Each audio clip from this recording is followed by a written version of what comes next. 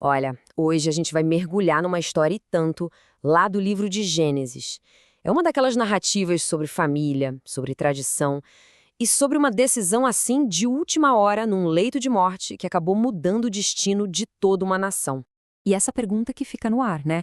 O que acontece quando tudo aquilo que era esperado, que era a regra, de repente é virado de ponta cabeça?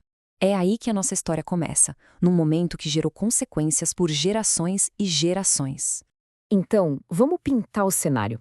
Imagina só, Jacó, que a gente também conhece como Israel, já está bem velhinho, doente, na cama dele lá no Egito. Quando o filho dele, José, que era um homem super poderoso por lá, fica sabendo, ele corre para ver o pai. Ele não vai sozinho, não. Ele leva junto os seus dois filhos, Manassés e Efraim. E aqui tem um detalhe que diz tudo. A passagem fala que Israel esforçou-se para conseguir se sentar. Pensa na força que ele teve que fazer. Esse ato simples já mostra o peso, a importância gigantesca daquele encontro. Ele estava juntando as últimas energias para o que vinha a seguir. E aqui vem a primeira grande virada da história. Do nada, Jacó olha para José e diz que os filhos dele, Efraim e Manassés, a partir daquele momento, são filhos do próprio Jacó. Ele está basicamente adotando os netos, colocando eles no mesmo patamar dos seus filhos originais, como Rúben e Simeão.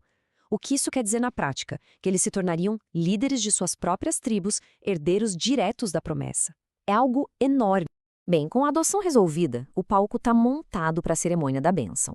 E olha, na cultura daquela época, isso era o evento principal. Uma bênção não era só um desejo de tudo de bom, não. Era uma palavra profética que, acreditava-se, definia o futuro da pessoa. Essa bênção patriarcal era um momento decisivo. Era a hora de transferir a autoridade, a herança e, o mais importante, o favor de Deus para a próxima geração. E a regra era super clara. O filho mais velho, o primogênito, sempre recebia a parte principal, a bênção mais poderosa. E o José, claro, como um homem que respeitava as tradições, organiza tudo direitinho. Ele coloca o filho mais velho, Manassés, do lado direito de Jacó. Por quê? Para que a mão direita do avô, que era a mão da bênção principal, ficasse naturalmente sobre a cabeça dele. O Efraim, que era o mais novo, ficou do lado esquerdo. Tudo pronto para que o protocolo fosse seguido à risca. Mas tem um detalhe. Os olhos de Jacó já estavam pesados por causa da idade. Ele quase não enxergava.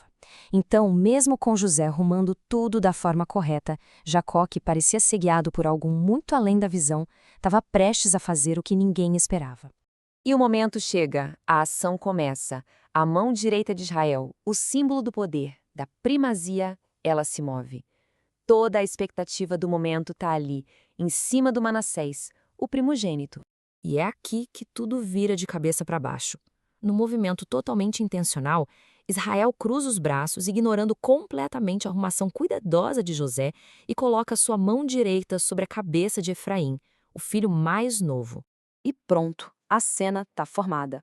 A mão esquerda, a da bênção secundária, vai para a cabeça de Manassés, o que deveria receber a principal. A tradição de séculos foi completamente subvertida com um único gesto. Dá para imaginar o choque de José, né? Ele olha aquilo e pensa que o pai, por ser velho e quase cego, cometeu um erro terrível. Ele até tenta corrigir, pegar nas mãos do pai e ajeitar, insistindo: "Não, pai, não é assim. Esse aqui é o primogênito." Só que o que parecia ser um engano de um idoso era, na verdade, uma revelação divina. Jacó se recusa a mudar a posição das mãos e, finalmente, explica o porquê daquele ato. E essa é a frase que muda tudo. Jacó tinha plena consciência do que estava fazendo. A resposta dele para José é calma, mas firme. "Eu sei, meu filho, eu sei."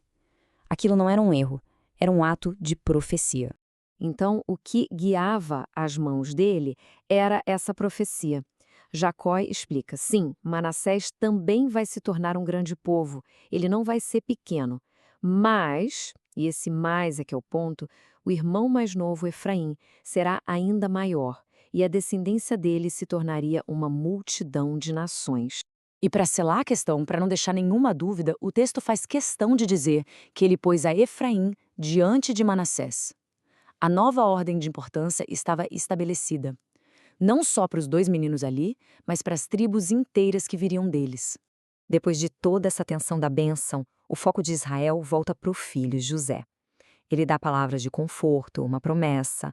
Ele diz que, mesmo que ele esteja morrendo, a aliança de Deus com a família vai continuar e que um dia eles voltariam para a terra de seus antepassados. E ainda tem um presente final.